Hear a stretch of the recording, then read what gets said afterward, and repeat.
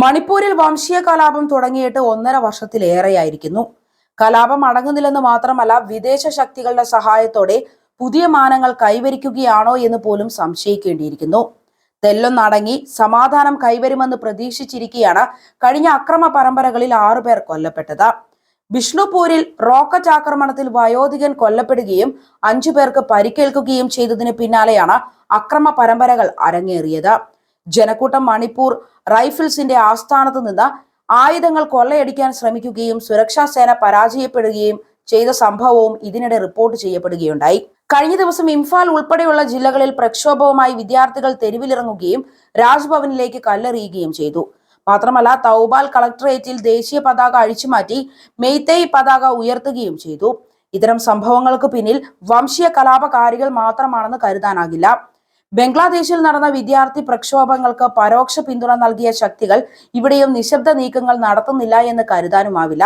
അതിനിടെ കാങ്പോക്പി അതിർത്തിയിൽ മെയ്തേയ് മേഖലയിലേക്ക് അബദ്ധത്തിൽ വാഹനം ഓടിച്ചു ചെന്ന കുക്കി വംശജനായ വിമുക്ത ഭടനെ അടിച്ചുകൊല്ലുകയും മൃതദേഹത്തിന്റെ വീഡിയോ സമൂഹ മാധ്യമങ്ങളിൽ പ്രചരിപ്പിക്കുകയും ചെയ്തു.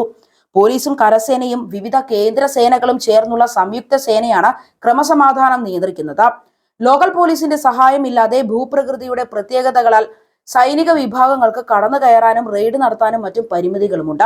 ഈ സംയുക്ത സേനയുടെ നിയന്ത്രണം മുഖ്യമന്ത്രി ബീരൻ സിംഗിന് കൈമാറുക എന്നതാണ് വിദ്യാർത്ഥി പ്രക്ഷോഭകരുടെ പ്രധാന ആവശ്യങ്ങളിലൊന്ന്. തീവ്ര കുക്കി സംഘടനകളെ മാവോയിസ്റ്റുകൾ എന്ന പോലെ കൈകാര്യം ചെയ്യാൻ അർദ്ധ സൈനിക വിഭാഗങ്ങൾക്ക് നിർദ്ദേശം നൽകണമെന്നാണ് ഗവർണർ എൽ ആചാര്യയോട് മുഖ്യമന്ത്രി അഭ്യർത്ഥിച്ചിട്ടുള്ളത്. കുക്കി വിഭാഗമാകട്ടെ സംസ്ഥാനത്ത് വംശഹത്യ ഭീഷണിയിലാണുള്ളത്.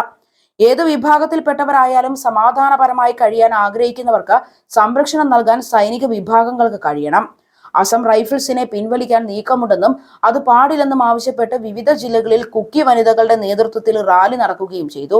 ഇവരെ പിൻവലിച്ചാൽ വംശഹത്യ നടക്കുമെന്നാണ് കുക്കികളുടെ ആശങ്ക. കലാപം തുടങ്ങി ഇതുവരെ ഏതാണ്ട് 250 പേർക്കോളം ജീവൻ നഷ്ടമായിട്ടുണ്ട്. ആയിരക്കണക്കിന് പേർക്ക് പരിക്കേറ്റു.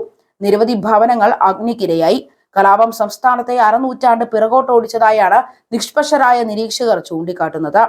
മെയ്തേയ് വിഭാഗത്തോട് പ്രത്യേക പ്രതിബദ്ധത പുലർത്തുന്നതായി ആരോപണമുള്ള മുഖ്യമന്ത്രിയെ സംരക്ഷിക്കുന്ന നിലപാടാണ് കേന്ദ്രം സ്വീകരിച്ചിരിക്കുന്നത്.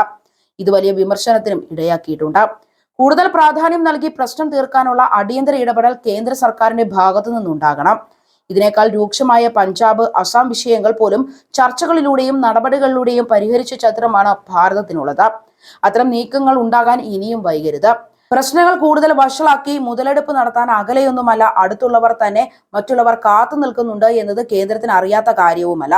അതുകൊണ്ട് തന്നെ ഈ പ്രശ്നത്തിനൊരു പരിഹാരം കാണുക എന്നത് അത്യാവശ്യമാണ്.